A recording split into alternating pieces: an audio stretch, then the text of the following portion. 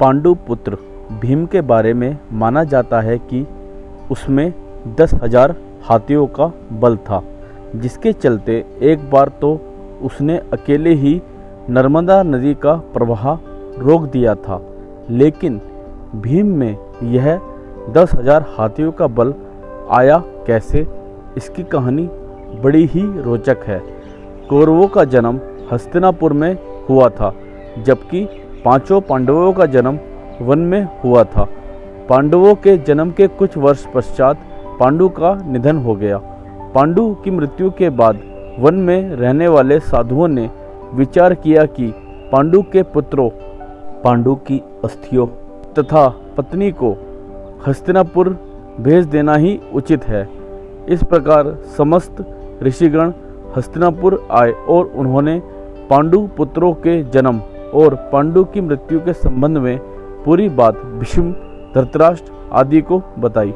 भीष्म को जब यह बात पता चली तो उन्होंने कुंती सहित पांचों पांडवों को हस्तिनापुर बुला लिया। हस्तिनापुर में आने के बाद पांडवों के वैदिक संस्कार संपन्न हुए। पांडव तथा कौरव साथ ही खेलने लगे। दौड़ने में, निशाना लगाने तथा कुश्ती आदि सभी खेलों में भीम सभी धृतराष्ट्र पुत्रों को हरा देता था। भीमसेन कौरवों से होड़ के कारण ही ऐसा करते थे, लेकिन उनके मन में कोई द्वेष भाव नहीं था। परंतु दुर्योधन के मन में भीमसेन के प्रति दुर्भावना पैदा हो गई। तब उसने उचित अवसर मिलते ही भीम को मारने का विचार किया। दुर्योधन ने एक बार खेलने के लिए गंगा तट पर शिविर लगवाया। वहाँ खाने पीने इत्यादि सभी सुविधा थी। दुर्योधन ने पांडवों को भी वहाँ बुलाया। एक दिन मौका पाकर दुर्योधन ने भीम के भोजन में विष मिला दिया। विष के असर से जब भीम अचेत हो गए तो दुर्योधन ने दुशासन के साथ मिलकर उसे गंगा में डाल दिया।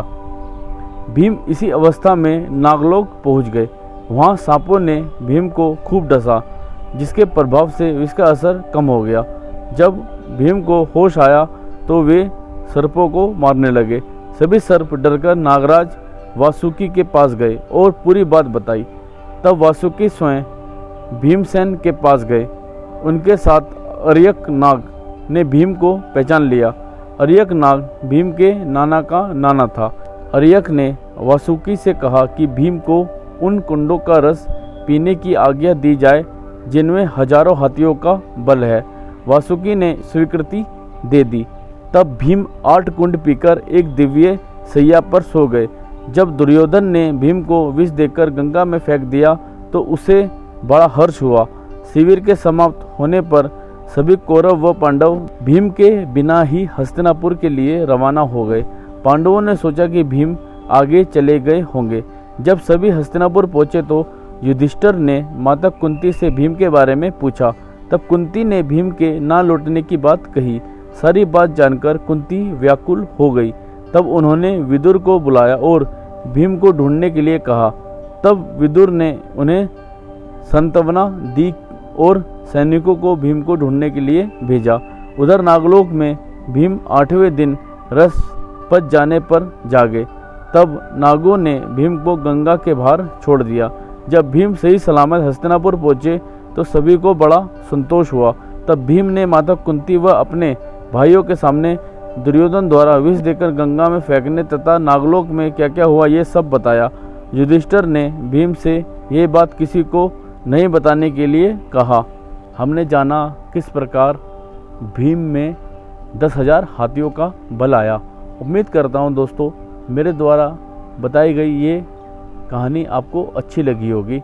अगर आपको मेरे द्वारा बताई गई स्टोरियाँ अच्छी लगती हैं तो मेरे चैनल को सब्सक्राइब कीजिए, वीडियो को लाइक कीजिए और कोई सजेशन हो तो कमेंट बॉक्स में बताइए। ओके दोस्तों, bye bye, take care, have a nice day.